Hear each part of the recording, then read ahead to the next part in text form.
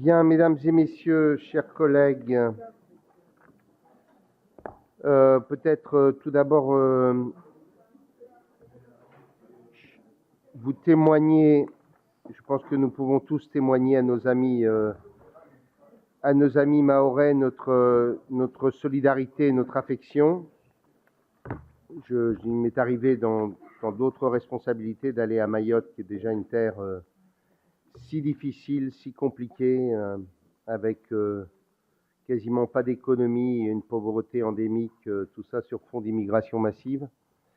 Et donc, très franchement, ça sera une épreuve terrible pour Mayotte et les Mahorais. On est tout cœur avec eux, en sachant que Région de France lancera une initiative de solidarité, comme je crois, j'ai vu l'AMF a fait la même chose, j'ai vu ça ce matin.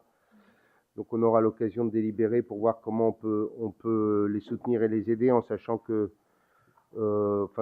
d'expérience, la première chose qu'il faut, c'est d'abord rétablir les infrastructures minimum, et notamment la capacité de l'aéroport de pouvoir accueillir, et les ports d'accueillir le fret, les secours, l'assistance, les hôpitaux de campagne, etc. Parce que quand on voit les photos, on se dit, ou les images, on se dit qu'il n'y a plus rien debout, quoi. Enfin voilà. Donc ce petit message de solidarité et d'affection pour des gens qui, sont dans la souffrance et d'autres qui vont être dans la peine, compte tenu des annonces qui ont été faites par le préfet, notamment sur le nombre de morts sur les deux îles. Voilà. J'ai aussi le devoir de vous annoncer la création, c'est un peu du coq à l'âne, mais pardon, c'est pas l'âne que je vise là, d'un nouveau groupe politique au sein de cette assemblée, la droite normande. Il est composé donc des mêmes membres du précédent groupe qui s'appelait Reconquête, à savoir Monsieur Bay. Mais je ne vois pas pourquoi vous avez dissous le groupe pour en créer un. Je vous m'expliquerai pourquoi. Monsieur Bay, Madame Froger et Madame Goher. Voilà. Alors, l'essentiel de cette séance est consacré au budget primitif 2025. Comme vous le savez, ce débat intervient dans un climat à la fois économique et politique que je n'ai pas besoin de qualifier, vous le voyez tous les jours. La censure du gouvernement de Michel Barnier, dont la tâche était en réalité impossible, conduit à la nomination d'un nouveau gouvernement. On lui souhaite bonne chance. Comme vous le savez, ce dernier devra élaborer un nouveau budget dans les prochaines semaines. C'est donc pour nous un exercice qui s'effectue dans un environnement déjà politique, fait de postures, d'arrière-pensées, de dissolution à venir, puisqu'il y en aura forcément une, que nous avons mené cet exercice. Nous l'avons fait dans un esprit de responsabilité qui a été de considérer que même s'il n'y avait pas de loi de finances 2025, il appartenait pour nous de tirer les conséquences de ce que nous allions vivre d'une façon ou d'une autre en matière de réduction de nos dispositifs.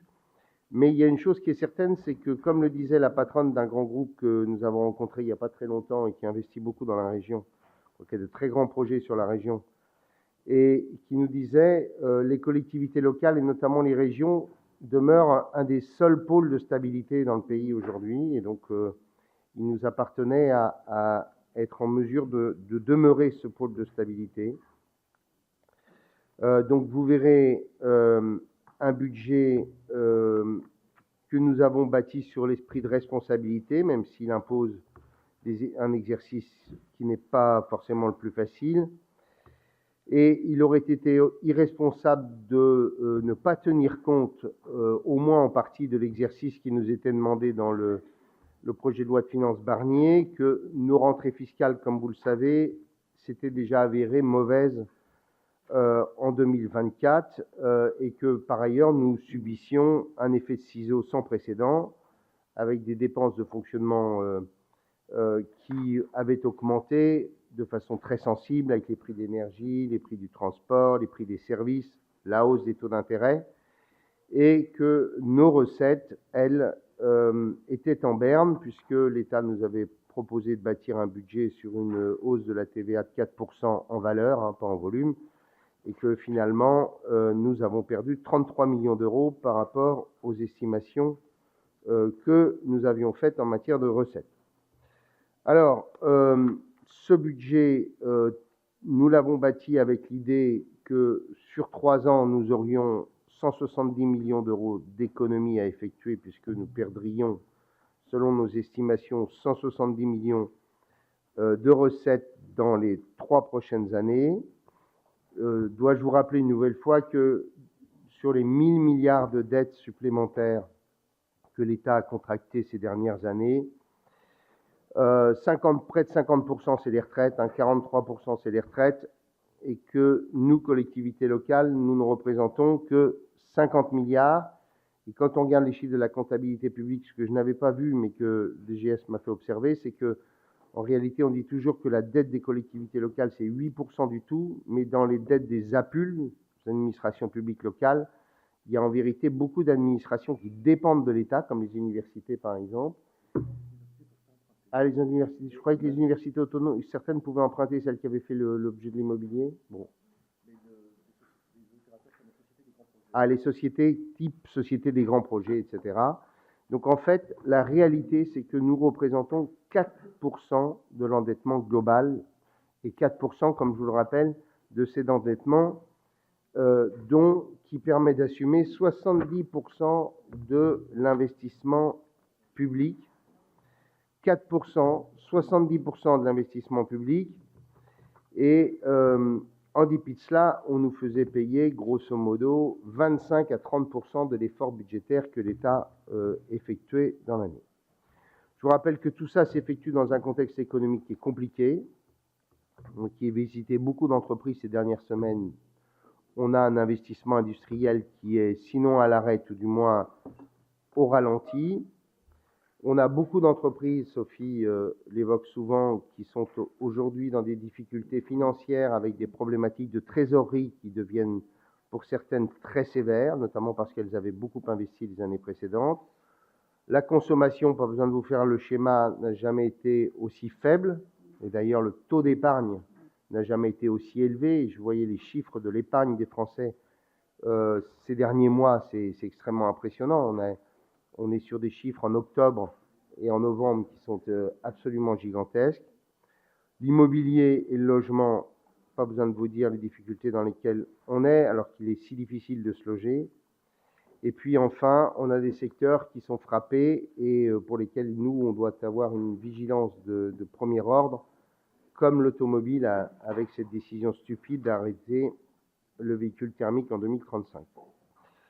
Donc tout cela nous amène à une croissance qui va être inférieure ou 1,1%, on sera probablement en dessous de 1, et une croissance de 2025 qui sera très clairement très faible, sinon avec un risque réel de récession.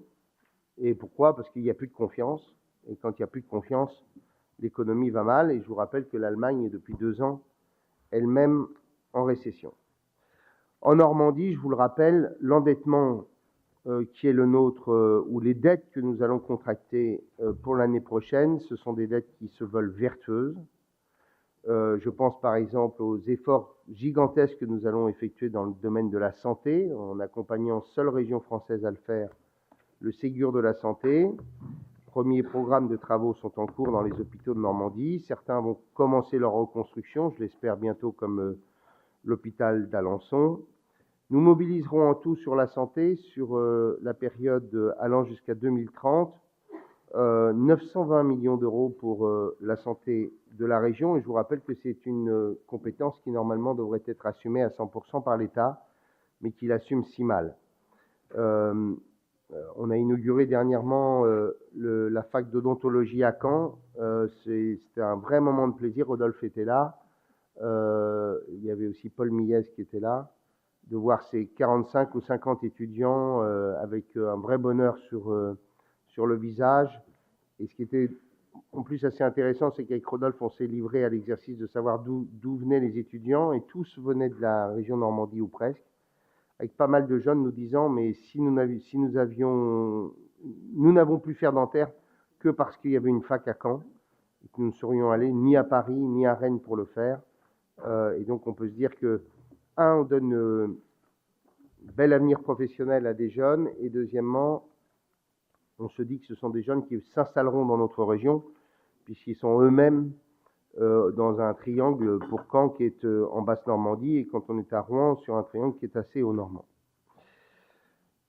Cet endettement, ou l'endettement que nous allons contracter, c'est aussi 400 millions d'euros pour l'enseignement supérieur, car là encore, si nous n'étions pas là, et s'il fallait attendre que l'État, on serait toujours en difficulté. Je vous rappelle que nous allons doubler le nombre d'ingénieurs formés dans la région entre le programme 3NC et l'ouverture des 5 écoles d'ingénieurs que nous ouvrons.